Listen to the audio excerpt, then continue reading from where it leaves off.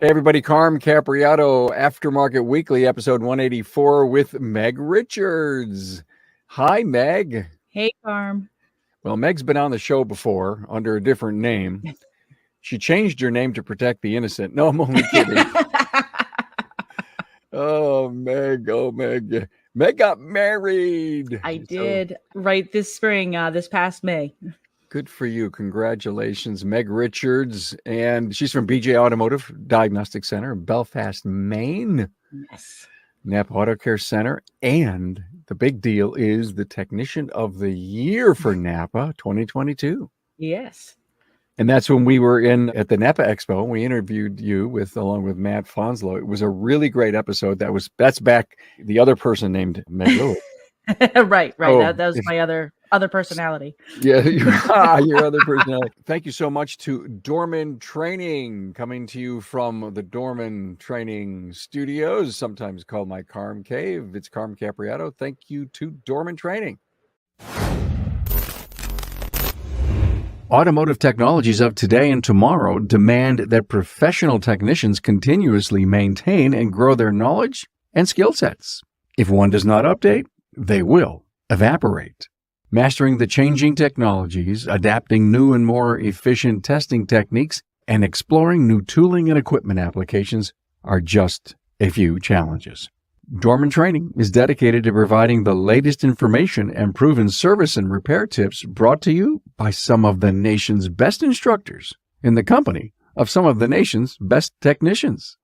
Dorman has been a leader in driving new product solutions for the automotive aftermarket for more than a century. With DormanTrainingCenter.com, we also deliver the technical training and insight service professionals need to further their careers and stay current.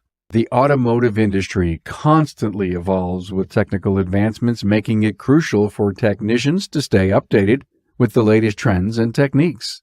By undergoing comprehensive training, aspiring technicians will equip themselves with the necessary skills and knowledge to excel in their field. In addition to personal technical training throughout the United States, Dorman Training Center delivers online training modules covering a wide variety of topics, with new resources rolling out regularly. Whatever your role or experience, you can find helpful information on DormanTrainingCenter.com. Dorman Technical Training covers many of today's advanced automotive systems, including hybrid EV, driver assistance, diagnostics, emission, and complex electronics. Created for working service professionals and taught by ASE certified instructors, classes are held as lunch and learns in the evenings and weekends at on-site locations, as well as available on demand. Bring your knowledge to the next level at DormanTrainingLive.com. Hey, so much to talk about that's going on with you. We're going to talk about succession, but I got a burning desire to ask you. On December 1st, you guys are moving to a 4-day work week. Yes. We are so excited. This, honestly, kind of unofficially, this week is the last week that we're doing a full 5-day work week, because next week being Thanksgiving, we're taking the Thursday, Friday off. So officially, this week is the last 5-day work week that we do. Okay, so take me to the meeting that this was decided on, and what was the idea? And then when you decided to tell the peoples who work with you guys, what was their reaction? Well, it was an idea that kind of came up to me over the summer. We were struggling with staffing issues. The current employees, they were starting to get burned out because we were working so much, just trying to stay on top of our work schedules. And the idea came, it's like, well, what happens if we do a 4-day work week, do 4 10-hour days? And what would that look like? Which day would we take off? Which days would we remain open? So I kind of spitballed a little bit with a couple of our employees, and we came up with an idea of doing first actually being closed on Mondays and working Tuesday through Friday. And I presented that to the owner of the shop, and he kind of mulled it over a little bit. And then a couple months later, we're still trying to hash out details and what have you. And he actually took a medical leave for a little bit. He had knee surgery, so that conversation got tabled for a bit. But while he was out on leave, I did a survey of our customers, to see whether or not if it would affect them, how it would affect them, what their thoughts were. And the overwhelming support that we got from our customers as far as absolutely, we love you guys. It is so important to have a better work-life balance. They supported us 100%. So when the shop owner came back off of medical leave, we had the conversation again and ended up turning it into being closed on Fridays and open. We're going to do Monday through Thursday, 7 to 5:30, doing a half an hour lunch break between 12 and 12:30. Yeah. Were you a Saturday shop or just a Monday through Friday? No, when the owner originally opened over 30 years ago, he did do Saturdays, but it was starting to take way too much of a toll on him personally, physically. So they went to a 5-day work week long before I started working there. I've been there now for 15 years, and we're going to be moving to a 4-day work week. 15 years. Wow. The ASE Technician of the Year. Do you classify yourself as a diagnostician? I think I technically should. Do you do the lead diag work that comes in the shop? My boss generally is our lead technician. Right now, I am doing everything else. We've been short-staffed for a long period of time, so I'm doing all of the bigger repair jobs. I'm helping out in the office. I'm doing the day-to-day, some of the day-to-day business work. I'm dealing with customer follow-ups, things like that. So being both general manager, lead technician, kind of second in command, if you will, as far as the shop goes. And that has been allowing the owner to, still recover from his knee surgeries and do what he does best, which is diagnostics. He has a background in electronics, and that's what he has taught me as his protege to become. And he loves to do it. Oh my gosh, he absolutely loves it. He never wants to get out of the bay.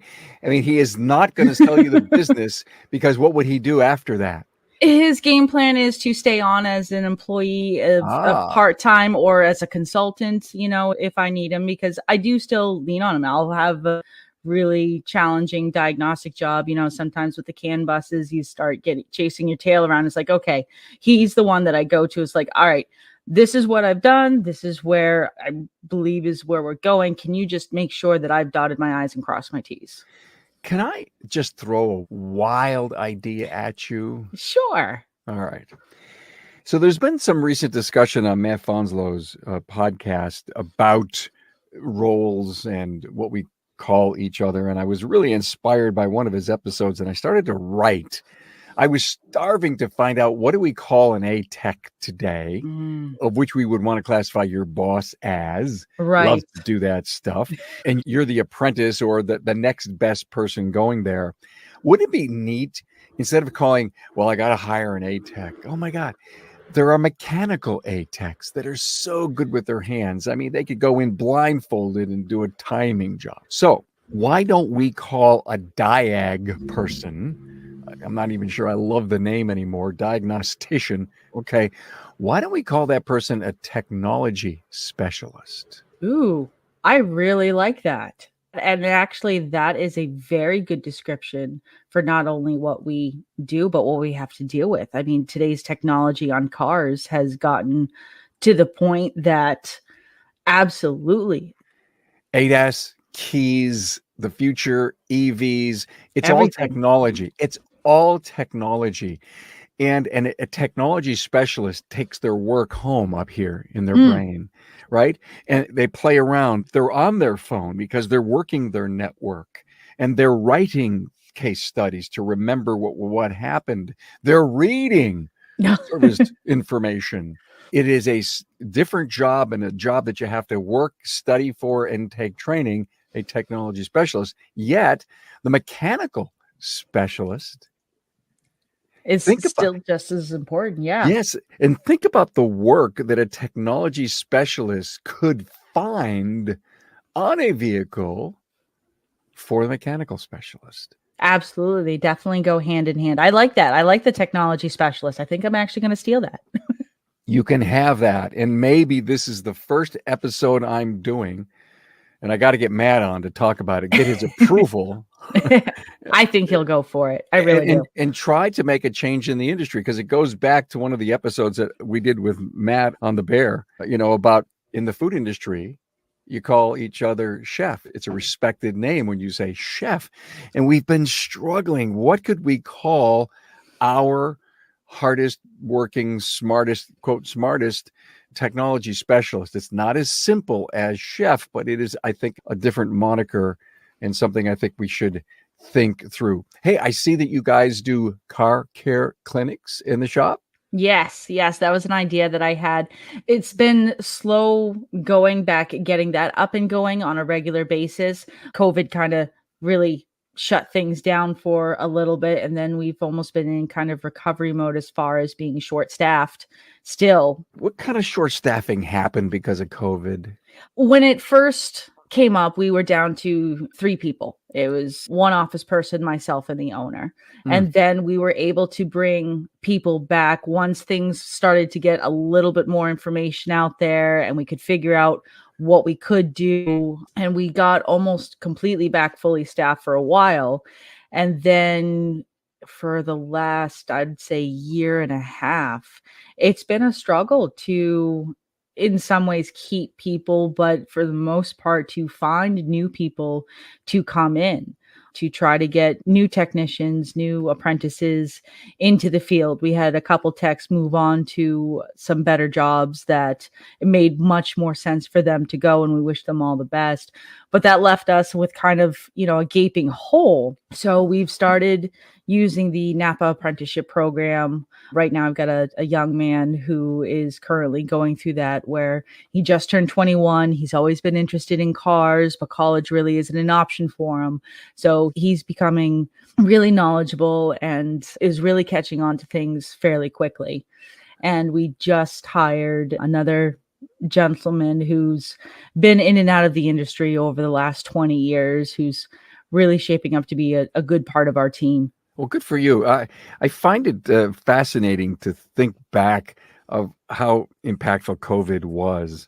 Did you have to let people go, or did they just fall out? We fortunately didn't have to let anyone go long term. We did have to lay off a couple people just because nobody was driving their cars. Everybody wasn't sure on what they're doing. A lot of people started working from home, so they didn't need their cars repaired as much.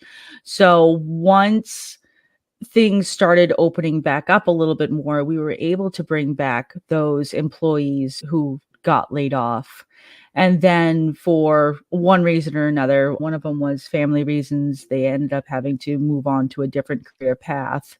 And then the other one got offered a higher up position that was an awesome step up in the ladder that we just didn't have that opportunity available to offer. So it's a combination of, well, we are just a small little shop, we're only 4 bays. There's only so much we can do, and we offer people everything that we can, but at the end of the day, people have to do what makes sense for them. 4 bays is not a bad shop, Meg, not a bad shop. I see on your website, you say Tesla service. Yes, we do. We were very excited to actually host an 8-hour Tesla training class this past summer.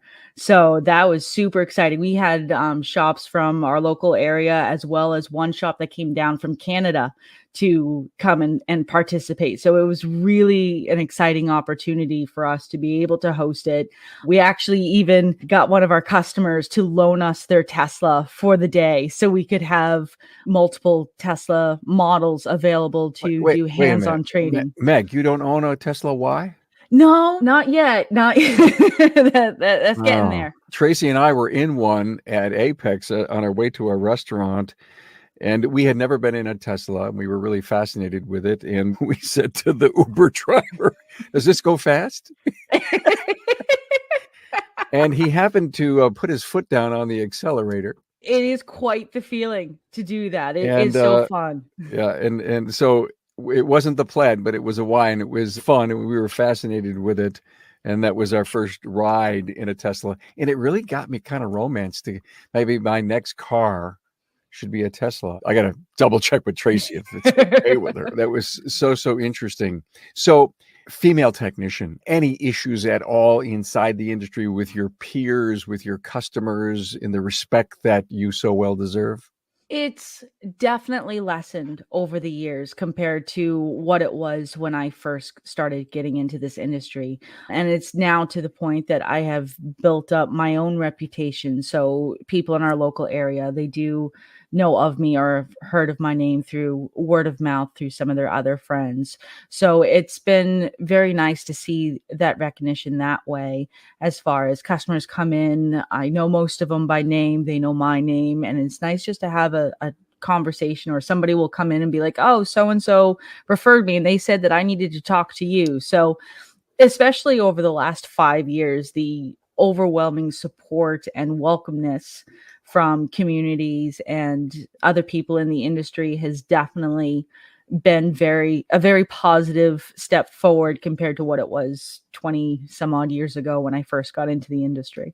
What do you love to do the most in the bays? Fix problems. And I know that kind of sounds like a cop out and is very generic, but I do. I love fixing problems. I love having somebody bring me their vehicle that's broken and just getting the satisfaction of knowing that I was able to take something that wasn't working, make it better, and give it back to the customer, knowing that they have a safe vehicle going down the road. So where'd you learn all this? From your dad, maybe? It's definitely what started my interest, but I mean, I did 2 years in high school at a vocational school. I continued on my education with college, and then hands-on training here and there. I bounced around to a couple different shops before finding my forever home at BJ's, and then from there, it's just been an ongoing, overwhelming support of any training that I find that I wanna do, whether it's online, in person, sending me out someplace. They've definitely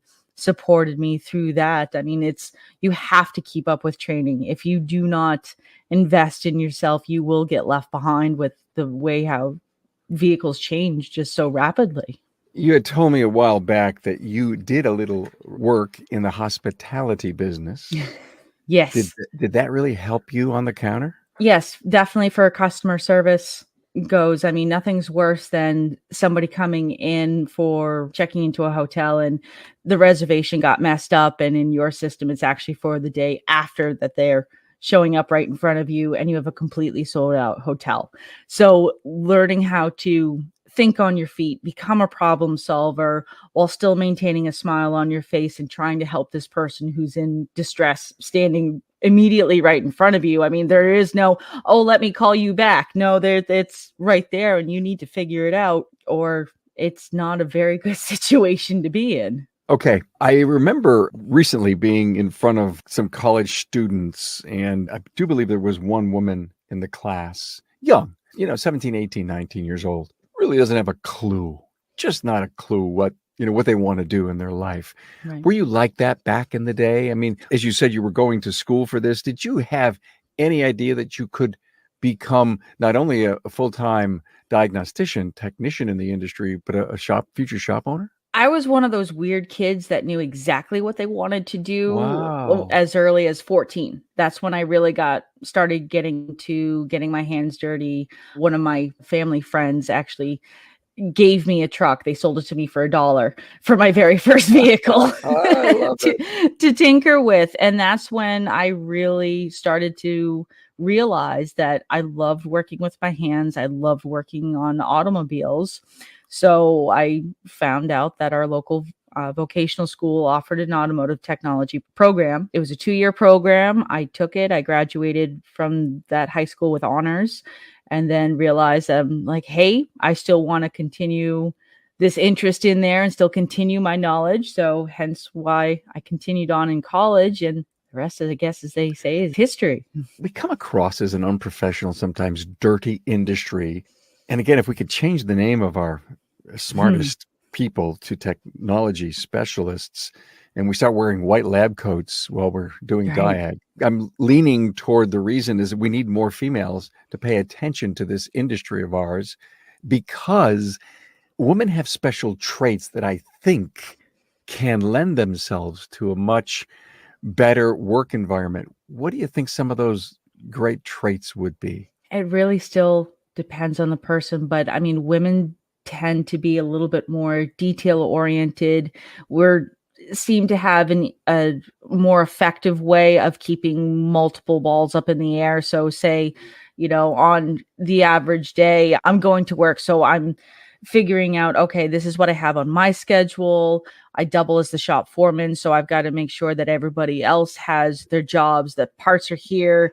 Oh, geez, well, I got to pick up my daughter at 5 o'clock today. And what am I going to make dinner by the time I get home? So just still constantly having all of those things, I think in some ways women are slightly better equipped to do, rather than, just tackle, okay, I've got to do this. And then at 9 o'clock, I can think about it and go on to my next job. And then 5 o'clock comes, it's like, oh, okay, that's right. I need to go into the baseball field and pick up my kids. And it's, it's being able to constantly adapt and change throughout the day is, I think, one's definitely skill. Meg, do you think strength is an issue?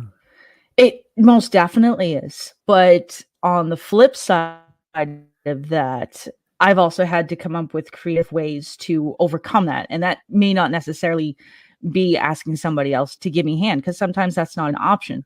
So in my toolbox, I have a variety of custom made tools that are anything from a piece of bar frame that I use as a ratchet extender, or a 3-foot long bar that I use as a wrench extender, just to give me that extra leverage. Leverage, yes. Yes, physics is your friend. I love that. So let's talk about succession right now. I remember back 2 years ago, you said, hey, me and the owner are working some stuff out and you've got a succession thing going. And I know you guys continue to work on that. I just heard you say, well, I'm doing some back office stuff. I'm doing some counter work and then I help in. I mean, you seem to be a jack of all trades and you're learning probably more about the business, which lends itself to a perfect succession plan. What are your thoughts? I'm very fortunate, I think, in the sense of that I am able to wear multiple hats, and I like to think I'm successful at it. There are days that it's not quite so much, but it's definitely nice being able to work on these back office things now while I have that mentorship and have that support to, okay, well, maybe I don't understand exactly why these numbers came out to what they did. So having those conversations of how everything relates to one another and starting to develop that understanding for how the backside of the financials works is definitely a huge asset.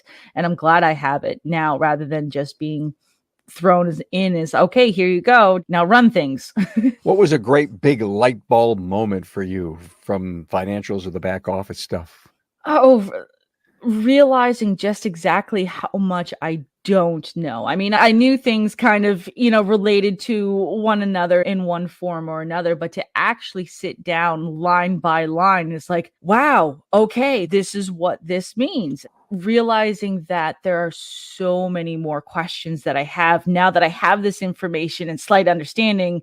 Well, now that's just opened the door for more questions and more things that are going to be coming up. Are you writing them down? I'm trying to. I have quite a list right now. My library has definitely increased. I've purchased a number of books helping me more on financial things, management styles. One interesting thing that I've come across, where as I'm a millennial dealing with, in a management situation, dealing with a staff that is everything from a baby boomer to Gen Z, and recognizing how everybody learns differently and how everybody absorbs things and interprets things differently has definitely been interesting. It's a brilliant answer, by the way, in total respect of the humankind and the kind of leadership you need to have. We've done some episodes on that whole thing. It was so interesting. Just recently, we did an episode on a Gen Z technician, and Sarah Fraser was on with me, and we were asking a bunch of questions. Fascinating how the generations have a completely different take on work, on life, on relationships. It's fascinating. To me, if I could just study the generations, it would be exciting. I see you have a cat running. Yes, I'm sorry. I'm so sorry. No, that's okay. We're cat people. I realize that. If I didn't have a door in my studio, I think my cat would be right up here in my studio with me. So some advice that, because since you're doing all world stuff, front of shop, back of shop, communication. I've been kind of trying to drive some thoughts on improved communications protocol between the front and the back shop. You got any ideas of how to improve? Well, we use a couple of different systems, setups, whatever you want to call them. One thing that we definitely use as one of our major tools as communication between technicians and the office staff is that we use a digital vehicle inspection via tablets. So every vehicle that's coming through our doors gets an overall look over belts, hoses, fluids, everything under the hood, tires. If we're able to look at the brakes through the rims, great. Getting all those notes down via tablet, and it's automatically sent over to the office. Everything's all online. It helps streamline things, especially vehicle comes in for an oil change. You check the filters. Oh, geez, there's a mouse nest in the cabin air filter housing. We need not only a filter, but we also need a little extra time to get rid of this whole mouse debris and everything else. Having the tools available to communicate that, but also to take pictures so the office staff can then communicate what is needed to the customer. I mean, a picture speaks 1,000 words. You show somebody an air filter that is chewed up and has nothing but, mouse feces in it. Well, it makes it pretty easy to sell that filter. It's like, this is the air that you're breathing. So that is definitely one tool that we use a lot when it comes to technician communication with the office. How many ASCs do you have? I have, I'm master certified. Good for you. I'm excited for you, Meg. Congrats on getting married and the fact that you're working toward a succession. No doubt you continue to be extremely grounded. Do you participate in your BDG program at all? Yes, we do. I was one of the loudest voices to get a BDG group started in our area. Our shop owner is the group president, and I am the vice president, secretary, treasurer, meeting coordinator. Girl. So for all of our people that are listening, it's a business development group. It would be kind of like, if you will, a localized network group under the NAPA banner. That's what BDG stands for. You're doing all the coordinating for the group. That's nice. Yes, and it's a lot of fun. We have 12 shops currently in our group, and we're in Maine. We're spread out kind of far. Think of it almost as a 2-hour distance from our shop furthest south to our shop furthest north. But we have a lot of fun. We meet about once a quarter. We take the summers off. So we'll have 2 meetings between January and May, and then 2 meetings between September and December. So we actually have a meeting coming up here in a couple weeks where our parent NAPA company, a Coastal Auto Parts, is actually taking us all out to dinner at a local restaurant in Belfast. So It's kind of a great big end of the year, hoorah, what do we have coming up for next year as far as our group goes? Every April, we hold a fundraiser called Autos for Autism, where we raise money for the Maine Autism Institute for Education and Research. So it's something that we're super proud of. Last year, we raised over $10,000 for that organization. Good for you. I noticed that up on your website too. A lot of community stuff going on with you guys. Meg, this was great. Thank you so much for being here. Kind of an up close and personal with Meg Richards. Yes, it's so much fun. Listen, I want to have you back when you consummate the deal, or at least that, hey, we're working on this thing. It's going great, because I think the stories of internal succession are so important today. And the communications between an individual like you and the owner, they need to be often and solid, and you almost need some support and some guidance to make it all work. And it sounds to me that the owner just wants to be able to come in every day after the business is sold and have his little corner of the shop with all of his great tools, so he can go and he can do open heart surgery when he has to, right? Absolutely. I'm going to have to honestly drag him from the shop kicking and screaming at the end of the day. And tell him that when we do the deal, we're going to call you a technology specialist. Absolutely. I'm 100% on board with that name. Meg Richards from BJ's Automotive in Belfast, Maine, the 2022 NAPA Technician of the Year. Thanks for being here, Meg. Thank you, Carm.